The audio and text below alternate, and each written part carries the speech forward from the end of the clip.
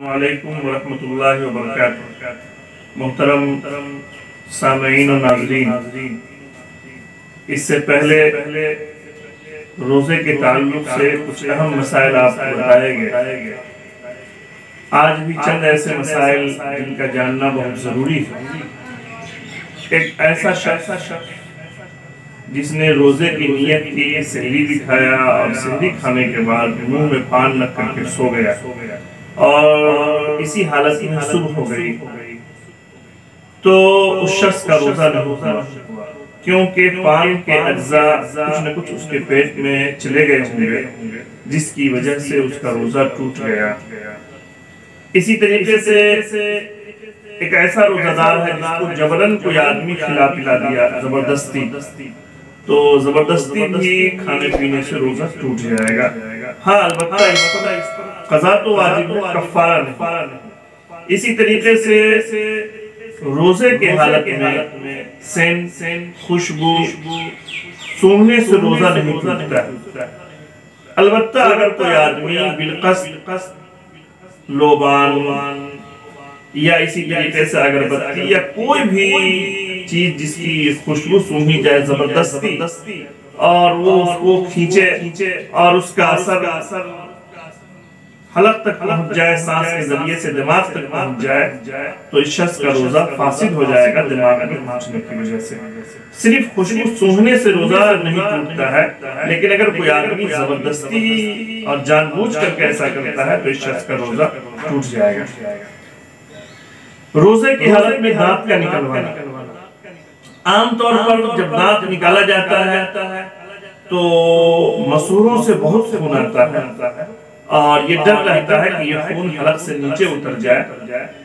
تو اگر خون حلق سے نیچے اتر گئے، کل کے مسئلے میں یہ بتایا گیا تھا کہ اگر نیچے خون اتر جانے کی وجہ سے روزہ ٹوٹ جائے گا، ذائقہ محسوس ہوتا،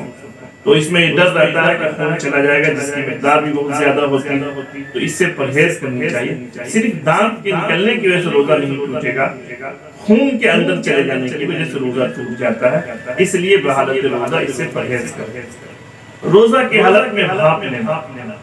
یا دمہ کے مریض کا جو تنفس کا مریض ہوتا ہے اس کا انہیلر لینا،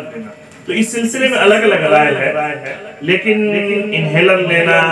یا بھاپ لینا جس میں کچھ نہ کچھ دوائیں اکثر و بیشتر ہوتی ہے، اس سے روزہ ٹوٹ جاتا ہے۔ اب اگر کوئی ایسا مریض ہے جس کو لینا ہی ضروری ہے تو اس سلسلے میں سب سے محتاط قول یہ ہے کہ ایسا آدمی انہیلر یا بھاپ لے لے اور ساتھ ساتھ روزہ ہی رکھے۔ اب بعد میں اگر اس کی صحت لوٹ آئی تو اس کی قضا کر لے، اور اگر صحت نہیں لوٹی تو پھر ہر روزے کے بدلے فدیہ دے دے۔ ایک اور مسئلہ یہ ہے کہ روزے کی حالت میں گل، تمباکو یا کسی اور بھی طرح کا جو خوشبودار پیسٹ ہوتا ہے اس کا کرنا، تو یاد رکھیے کہ یہ وہ چیزیں ہیں جس کی وجہ سے ذائقہ محسوس ہوتا ہے۔ عام طور پر جو اس کے لوگ عادت والے ہوتے ہیں، جس کو عادت کے طور پر یہ کرتے ہیں، وہ اس کا ذائقہ محسوس کرتے ہیں۔ عام طور پر کوئی بھی منزل جو عام منزل ہے وہ کرنا روزے کی حالت میں مکروہ ہے، لیکن یہ حالت جس میں کچھ نہ کچھ نشہ ہے، یہ کرنے سے روزہ ٹوٹ جاتا ہے بعض فقہاء کے نزدیک۔ لیکن کچھ ایسے بھی لوگ ہیں جنہوں نے کہا کہ روزہ مکروہ ہو جاتا ہے، اس لیے روزہ کی حالت میں اس سے پرہیز کرنی چاہیے۔ یہی حال ایسے کے ہے کہ جو روزہ کی حالت میں تمباکو، بیڑی یا سگریٹ، تو فقہ نے کہا ہے کہ اس سے روزہ ٹوٹ جاتا ہے، اس لیے اس سے پرہیز کرنی چاہیے اور روزہ کی حالت میں کبھی بھی اس طرح کی چیزیں نہیں کرنی چاہیے۔ ایک اور مسئلہ ہے کہ روزہ کی حالت میں ایسی چیز جو عام طور پر غذا کے طور پر استعمال نہیں کی جاتی، لیکن کوئی آدمی اگر اس کو کھا لے، جیسے مٹی، گھاس پھوس یا کاغذ کا ٹکڑا نگل لے، تو اس سے بھی روزہ ٹوٹ جائے گا۔